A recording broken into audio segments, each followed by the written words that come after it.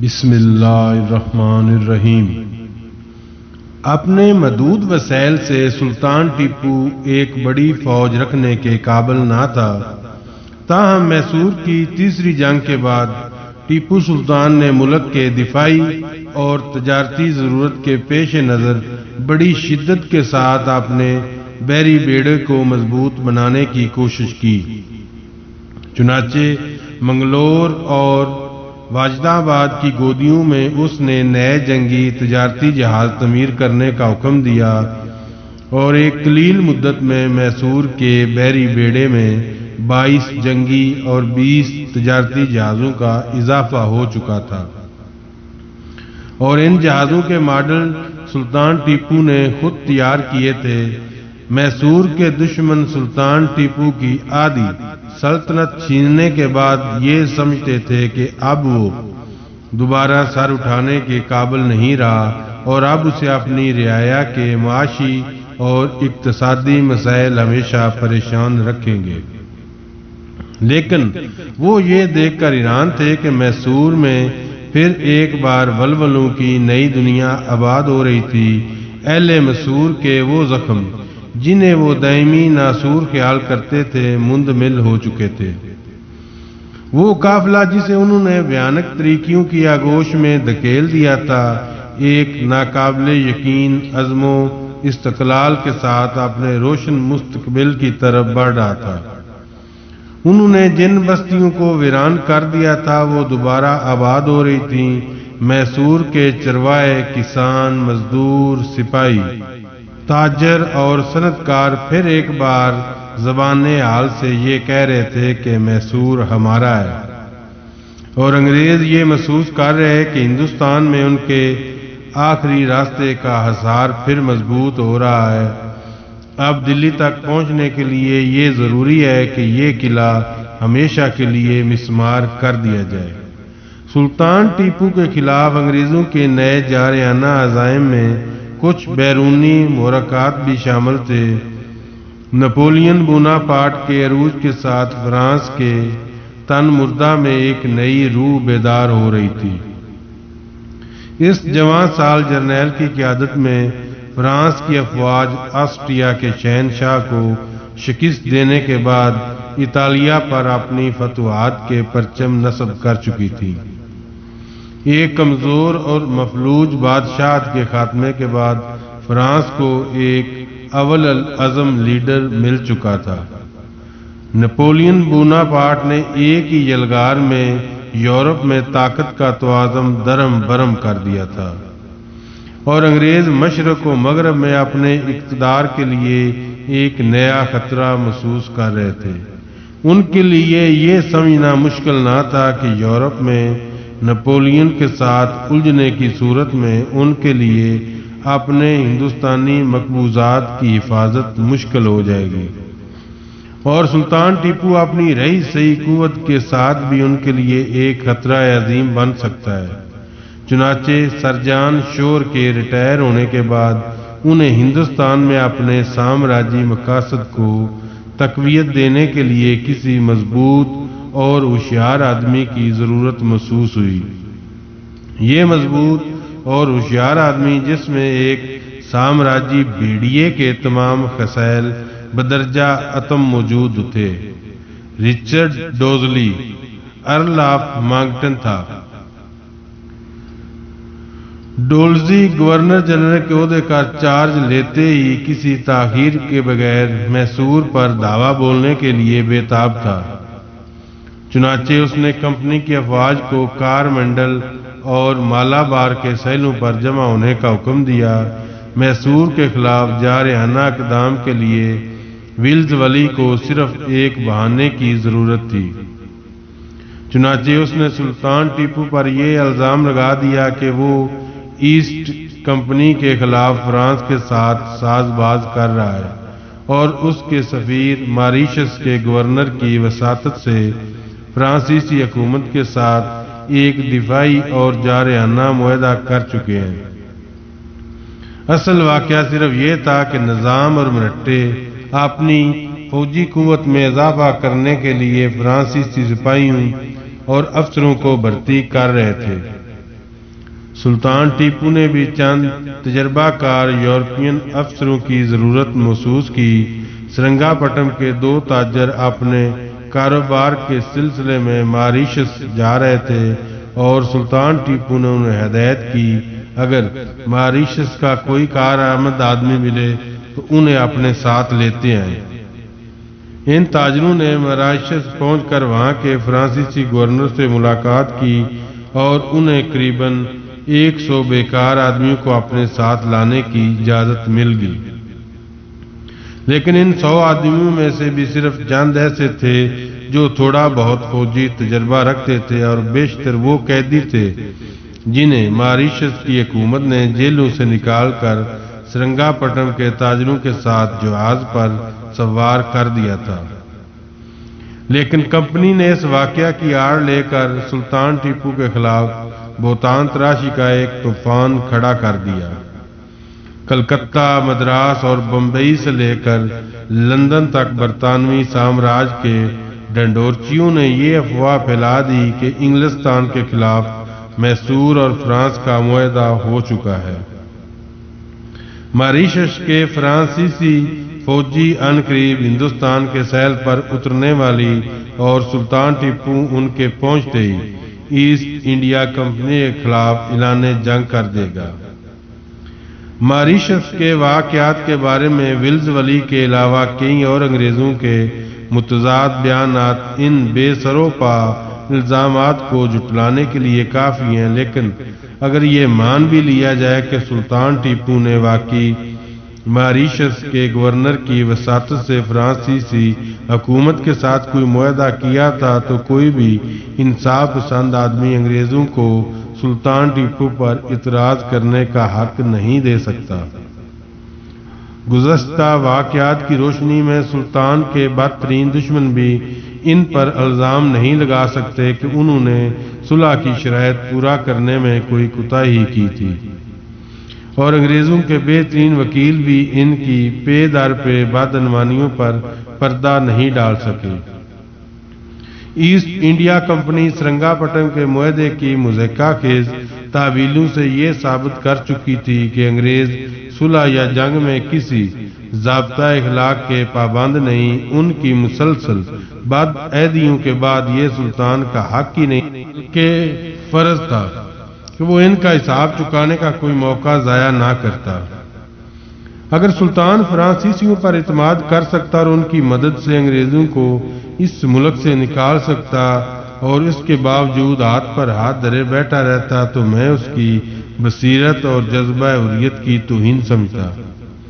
لیکن میسور کا یہ رجل عظیم ان لوگوں میں سے نہ تھا جو دانستہ ایک ہی سراغ سے بار بار ڈسا جانا گوارا کر سکتے ہیں۔ فرانسیسی منگلور کی جنگ میں فیصلہ کن مرحلہ میں اسے دھوکہ دے چکے تھے اور اس کے بعد اس نے انگریزوں، مرہٹوں اور میر نظام علی کے ساتھ تمام جنگیں تنے تنہا لڑی تھی۔ فرانسیسی حکومت کی بدعہدیوں کے خلاف اس کا رد عمل اس بات سے ظاہر ہوتا تھا کہ جنگ سے قریباً 1 سال بعد پانڈیچیری کے فرانسیسی گورنر نے انگریزوں کی جارحیت سے مجبور ہو کر سلطان سے اعانت کی اپیل کی تھی تو اس نے اس کا خط کا جواب دینے سے انکار کر دیا تھا اور فرانسیسیوں کو بحالت مجبوری پانڈیچیری خالی کرنا پڑا تھا۔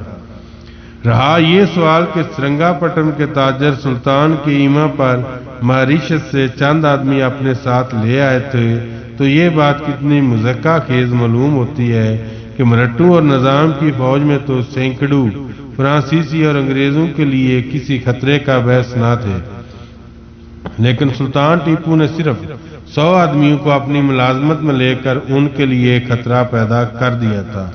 پھر ان 100 آدمیوں میں سے صرف 40 فرانسیسی تھے اور باقی ماریشس کے مقامی باشندے تھے۔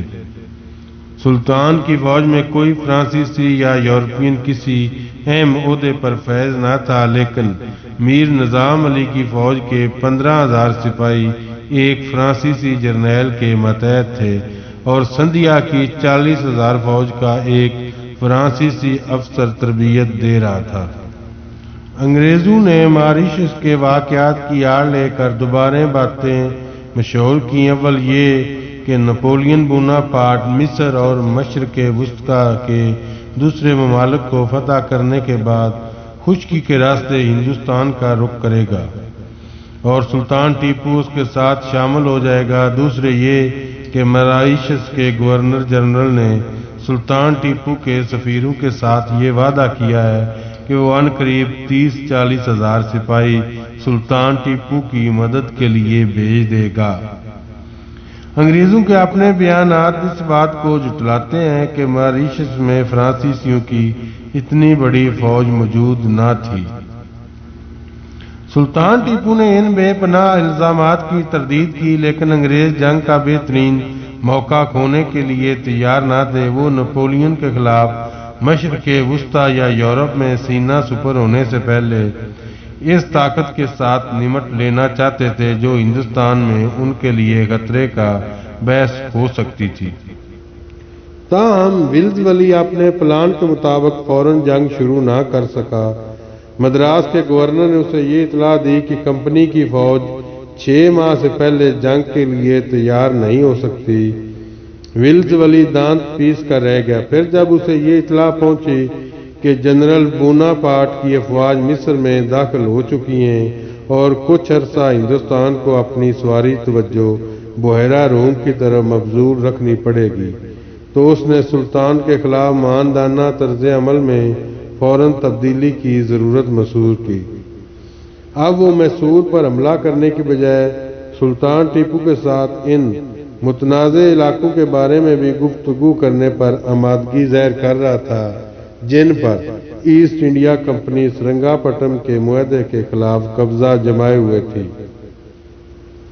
اب ترکی کے خلیفہ کی طرف سے سلطان ٹیپو کی خدمت میں اس قسم کے خطوط پیش کیے جا رہے تھے کہ اہل فرانس اسلام کی دشمن ہے، اس لیے کسی مسلمان حکمران کو ان کے ساتھ کوئی سروکار نہیں رکھنا چاہیے۔ اگر سلطان کو انگریزوں کے خلاف کوئی شکایت ہے تو ہم ثالثی کے لیے تیار ہیں۔ لارڈ ویلزلی کے جارحانہ طرز عمل میں اچانک تبدیلی کی ایک اور وجہ یہ تھی کہ اسے لاہور کی طرف زمان شاہ والی افغانستان کی پیش قدمی کی اطلاع موصول ہو چکی تھی اور وہ یہ خطرہ محسوس کر رہا تھا کہ اگر زمان شاہ ولی دلی پہنچ گیا تو سارے ہندوستان کے مسلمان انگریزوں کے خلاف اٹھ کھڑے ہوں گے اور سلطان ٹیپو ان حالات سے بھرپور فائدہ اٹھانے کی کوشش کرے گا۔ سلطان کے سفیر زمان شاہ کے دربار میں موجود تھے اور ان دو مسلمان حکمرانوں کے درمیان دوستانہ خط و کتابت ہو رہی تھی۔ لارڈ ویلزلی جس قدر مصر میں نپولین کی موجودگی سے پریشان تھا، اس سے کہیں زیادہ لاہور کی طرف شاہ زمان کی پیش قدمی سے خائف تھا۔ ان حالات میں مصلحت کا تقاضا یہی تھا کہ وہ مناسب وقت تک سلطان ٹیپو کے خلاف اپنے جارحانہ عزائم کو دوستی کے دبیز پردوں میں چھپائے رکھے۔ دلی سے زمان شاہ کی توجہ ہٹانے کے لیے انگریزوں نے اپنے ہوشیار جاسوس مہدی علی خان کی خدمت میں حاصل کی۔ مہدی علی خان ایک ایرانی خاندان سے تعلق رکھتا تھا اور ایسٹ انڈیا کمپنی کی طرف سے بوشہر میں ریزیڈنٹ کے عہدے پر فائز تھا۔ ویلزلی کے ہدایت پر اس ملت افروش نے ایران کے حکمران کے دربار میں رسائی حاصل کی اور شیعہ سنی منافرت کا سہارا لے کر اسے زمان شاہ کے خلاف اس قدر بھڑکایا کہ اس نے ایک طرف خراسان پر حملہ کر دیا اور دوسری طرف ہرات کے معزول شدہ گورنر کو فوجی مدد دے کر زمان شاہ کے خلاف بغاوت پر آمادہ کر دیا۔ ان حالات میں زمان شاہ کو دلی کی طرف پیش قدمی کا ارادہ ترک کر کے واپس جانا پڑا۔ مہدی علی خان کی سازش نے ایک طرف ہندوستان کے مسلمانوں کا آخری سہارا چھین لیا جو گزشتہ 40 سال سے پانی پت کے میدان میں پھر کسی احمد شاہ ابدالی کا انتظار کر رہے تھے۔ دوسری طرف حیدرآباد، پونا اور اودھ کی طرح شاہ ایران کے دربار میں ایسٹ انڈیا کمپنی کے اثر و نفوذ کا راستہ کھول دیا۔ مہدی علی خان نے ایران کے حکمران کو یہ بھی امید دلائی کہ انگریز زمان شاہ سے ایران کے کھوئے ہوئے علاقے واپس دلانے میں اس کی مدد کریں گے، اور ایران کے حکمران نے خراسان اور ہرات پر اس وقت تک اپنا دباؤ جاری رکھا جب تک کہ انگریز ہندوستان میں اپنے ارادے پورے نہیں کر چکے تھے۔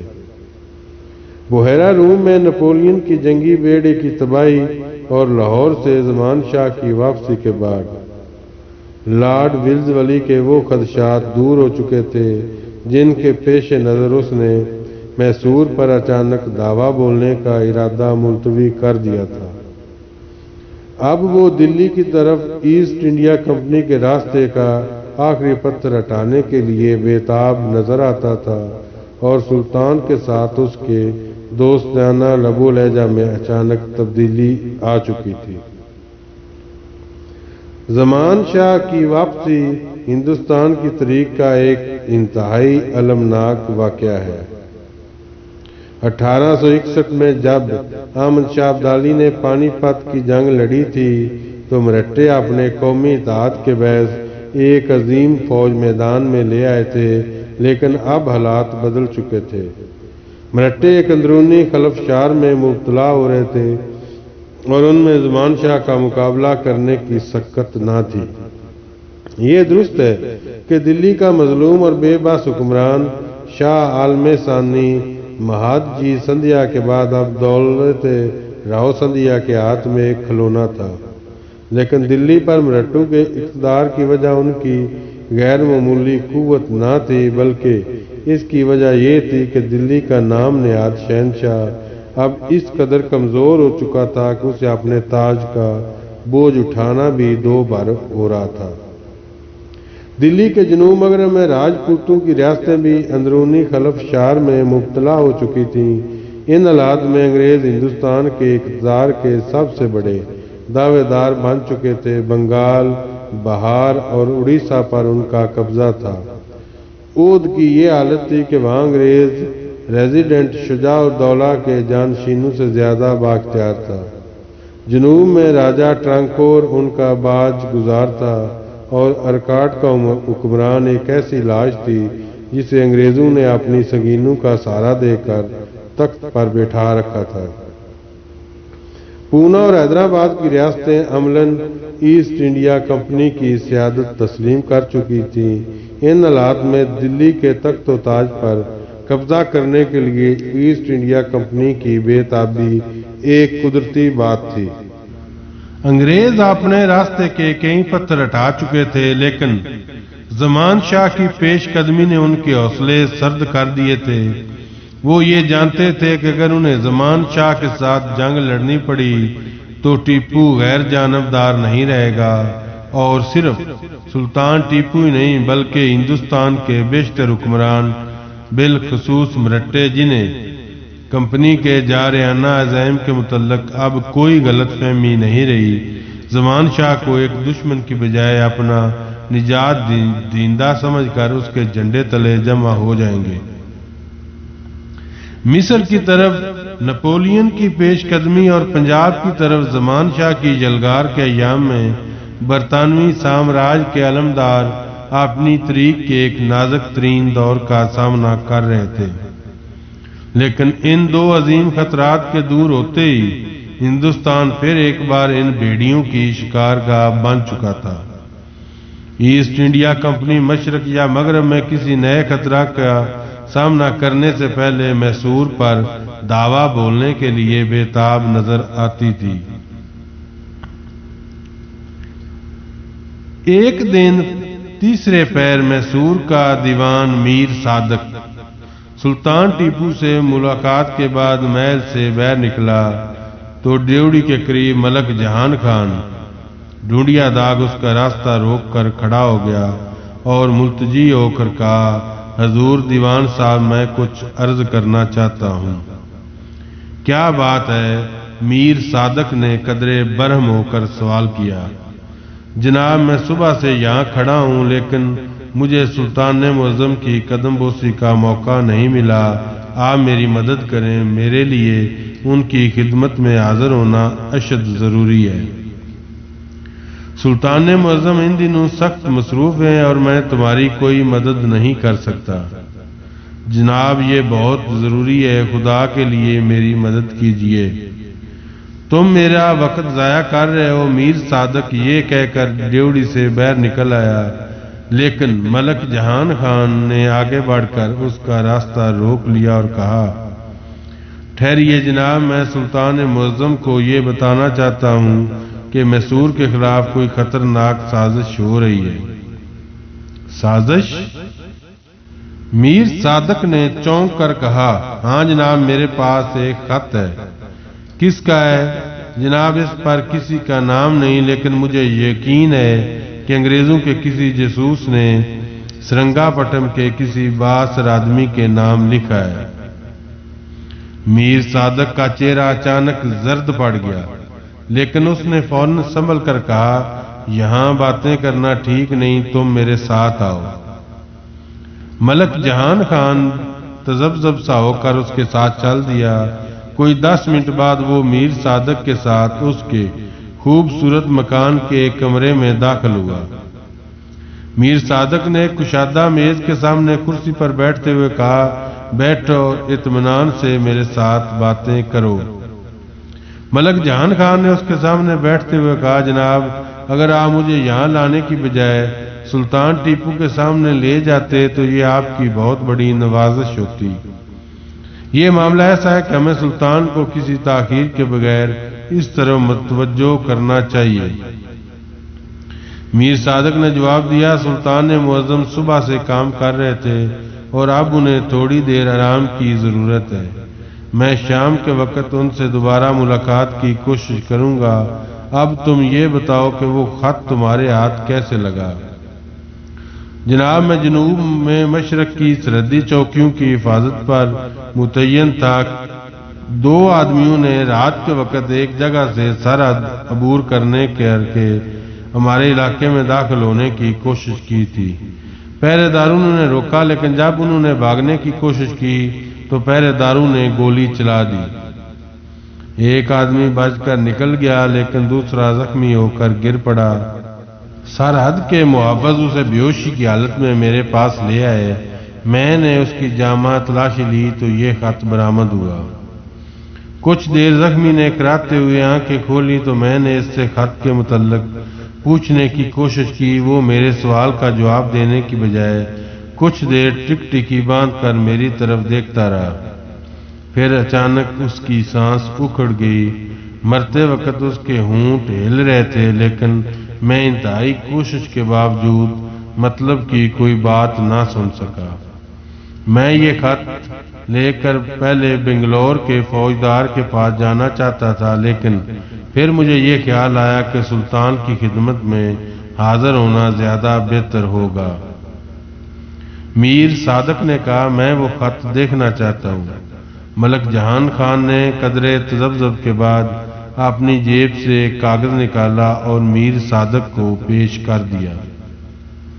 میر صادق نے کاغذ کھول کر پڑھا اور اس کے چہرے پر پھر ایک بار زردی چھا گئی۔ خط کا مضمون یہ تھا، جناب والا، حاملے ازا ایک قابل اعتماد آدمی ہے اور وہ آپ سے تمام ضروری باتیں زبانی عرض کر دے گا۔ آپ نے ہمیں جو ضروری اطلاعات فراہم کرنے کا وعدہ کیا تھا وہ ابھی تک نہیں پہنچی۔ اب حالات ایسے ہیں کہ آپ کی طرف سے ذرا سی تاخیر بھی ہمارے لیے سخت نقصان دہ ہو سکتی ہے۔ میں آپ کو یقین دلاتا ہوں کہ اگر آپ نے وعدوں کا پاس کیا تو آپ کے تمام مطالبات پورے کیے جائیں گے۔ اب آپ کو خط لکھنے کی بجائے زبانی پیغام پر اکتفا کرنا چاہیے۔ اپنے دوسرے ساتھیوں کو میرا سلام پہنچا دیجیے۔ مجھے آپ کے جواب کا انتظار رہے گا۔ آپ کا دوست۔ میر صادق نے کاغذ جہان خان کو واپس دیتے ہوئے کہا، یہ خط میرے لیے ایک معمہ ہے۔ بہرحال یہ معاملہ سلطان معظم کے سامنے پیش ہونا چاہیے۔ میں داروغہ کو یہ پیغام بھیجتا ہوں، لیکن آج وہ اس قدر مصروف ہیں کہ شاید مجھے بھی دوبارہ ان کی خدمت میں حاضر ہونے کا موقع نہ مل سکے، اس لیے یہ بہتر ہوگا کہ سلطان معظم کے ساتھ آج کی بجائے کل ملاقات کی کوشش کی جائے۔ لیکن دیوان صاحب، یہ مسئلہ بہت نازک ہے اور میں آج ہی واپس جانا چاہتا ہوں۔ میر صادق نے کہا، میں نے تمہیں بتایا کہ آج سلطان معظم بہت مصروف ہیں، اور میں اگر اسی وقت دوبارہ واپس جا کر ان سے ملاقات کے لیے اصرار کر دوں تو میرے لیے یہ ضروری ہے کہ میں اس خط کے صحیح ہونے کے متعلق کوئی ناقابل تردید ثبوت پیش کر سکوں، ورنہ سلطان معظم یہ محسوس کریں گے کہ میں نے انہیں خواہ مخواہ پریشان کیا ہے۔ جہان خان نے کہا، دیوان صاحب معاف کیجئے، میں آپ کا مطلب نہیں سمجھ سکا۔ میر صادق نے جواب دیا، میرا مطلب یہ ہے کہ مجھے یہ خط ایک مذاق معلوم ہوتا ہے۔ ممکن ہے کہ دشمن نے ہمیں پریشان کرنے کے لیے شرارت کی ہو۔ اس میں نہ تو لکھنے والے کا نام ہے اور نہ ہی مکتوب علیہ کی کوئی نشاندہی کی گئی ہے، اور میں یہ نہیں چاہتا کہ سلطان معظم مجھے بیوقوف خیال کریں۔ کل بھی سلطان معظم کے ساتھ تمہاری ملاقات کا بندوبست کرتے وقت میں اپنی طرف سے اس خط کے صحیح یا غلط ہونے کے متعلق کوئی ذمہ داری قبول نہیں کروں گا۔ میں صرف یہ کوشش کروں گا کہ تمہیں ملاقات کے لیے وقت مل جائے، لیکن اگر تم اسی وقت سلطان معظم سے ملنا ضروری سمجھتے ہو تو یہ بہتر ہوگا کہ تم پورنیہ کے پاس چلے جاؤ۔ سلطان معظم نے انہیں کسی مسئلے پر کوئی مشورہ دینے کے لیے ساپیر کے وقت طلب کیا ہے۔ وہ اگر سلطان سے یہ کہہ دیں کہ تم کسی اہم مسئلے پر گفتگو کرنے کے لیے آئے ہو تو ممکن ہے تمہیں آج ہی ملاقات کا وقت مل جائے۔ اگر تم کہو تو میں پورنیہ کو اپنی طرف سے ایک رکا لکھ دیتا ہوں۔ ملک جہان خان نے پریشان ہو کر کہا، میں آپ کا شکر گزار ہوں، لیکن میں پورنیہ سے اس خط کا ذکر نہیں کرنا چاہتا۔ تمہیں یہ معلوم ہونا چاہیے کہ سلطان معظم کے دربار میں پورنیہ کا اثر و رسوخ میری نسبت کہیں زیادہ ہے۔ نہیں جناب، آپ پورنیہ سے اس خط کے متعلق کوئی ذکر نہ کریں، میں کل تک انتظار کر سکتا ہوں۔ میر صادق نے غور سے جہان خان کی طرف دیکھتے ہوئے کہا، تمہارا چہرہ بتا رہا ہے کہ تم پورنیہ کو اعتماد میں لینے سے گھبراتے ہو۔ جناب، میری گھبراہٹ بلا وجہ نہیں، مجھے ڈر ہے کہ اگر پورنیہ کو اس خط کا پتہ چل گیا تو اس کی کوشش یہی ہوگی کہ… جہان خان اپنا فکرہ پورا کیے بغیر تذبذب اور پریشان کی حالت میں میر صادق کی طرف دیکھنے لگا۔ میر صادق نے ذرا روبدار آواز میں کہا، تم کیا کہنا چاہتے ہو؟ جناب، میرا خیال ہے کہ مرتے وقت دشمن کے جاسوس نے پورنیہ کا نام لینے کی کوشش کی تھی۔ میر صادق کے چہرے پر پہلی بار اطمینان کی جھلک دکھائی دی اور اس نے کہا کہ سلطان کے ایک وزیر پر یہ الزام بہت سنگین ہے اور ان کے سامنے کوئی ایسی بات کہنے کی بجائے تمہیں اپنی جان کے متعلق اچھی طرح سوچ لینا چاہیے۔ تمہیں یقین ہے کہ جاسوس نے دیوان پورنیہ کا نام لیا تھا؟ جناب، اگر مجھے یقین ہوتا تو میں کسی سے مشورہ کیے بغیر اس کا سر کاٹ کر سلطان کے حضور میں پیش کر دیتا۔ میں یہ دعویٰ نہیں کرتا، میں نے اچھی طرح پورنیہ کا نام سنا تھا، لیکن مرتے وقت جاسوس کے ہونٹ ہل رہے تھے اور میں نے یہ محسوس کیا وہ پورنیہ کا نام لے رہا ہے۔ ممکن ہے یہ سراسر میرا وہم ہے۔ میر صادق نے کرسی سے اٹھتے ہوئے کہا، میں غیر ذمہ دار آدمی کی باتوں پر توجہ دینے کی غلطی کر چکا ہوں، لیکن میں کسی مزید حماقت کے لیے تیار نہیں۔ میں تمہارے ساتھ وعدہ کیا تھا کہ کل سلطان معظم کے ساتھ تمہاری ملاقات کا انتظام کرنے کی کوشش کروں گا۔ اگر تم کل صبح محل کے دروازے پر پہنچ جاؤ تو میں یہ کوشش کروں گا کہ ملاقات کے لیے تمہاری درخواست سلطان کی خدمت میں پہنچ جائے۔ اس کے بعد مجھے اس سے کوئی سروکار نہیں ہوگا کہ تم کیا کہنا چاہتے ہو۔ میں یہ بھی تسلیم نہیں کروں گا کہ تم نے مجھ سے اس خط کا ذکر کیا ہے۔ تم ایک سپاہی ہو اور ممکن ہے تمہارے خلوص سے متاثر ہو کر سلطان معظم تمہاری کوئی غلطی نظر انداز کر دیں۔ ہم ایک وزیر ہیں۔ جناب، آپ مطمئن رہیں، میں سلطان ٹیپو سے آپ کا ذکر نہیں کروں گا۔ مجھے افسوس ہے کہ غازی بابا سرنگا پٹم سے باہر ہیں، ورنہ میں آپ کو پریشان نہ کرتا۔ میں کل شاہی محل کے دروازے پر آپ کا انتظار کروں گا۔ تم کہاں ٹھہرو گے؟ جناب میں سلطان کی فوج کے ایک افسر کے ہاں قیام کروں گا۔ اس افسر کا نام کیا ہے؟ مراد علی۔ جہان خان یہ کہہ کر کھڑا ہو گیا۔ میر صادق نے کہا تمہارا چہرہ بتا رہا ہے کہ تم نے صبح سے کھانا نہیں کھایا۔ جناب میں نے کل شام سے کھانا نہیں کھایا، رات بھر میں نے سفر کیا ہے اور صبح سے شاہی محل کے طواف کر رہا ہوں۔ تو بیٹھ جاؤ، میں تمہارے لیے کھانا بھیجتا ہوں۔ نہیں جناب آپ تکلیف نہ کریں۔ کیسی تکلیف؟ سلطان کے ایک وفادار سپاہی کی خدمت میرا فرض ہے۔ میر صادق یہ کہہ کر اٹھا اور کمرے سے باہر نکل گیا۔ تھوڑی دیر بعد میر صادق کا ایک نوکر ملک جہان خان کو کھانا کھلا رہا تھا۔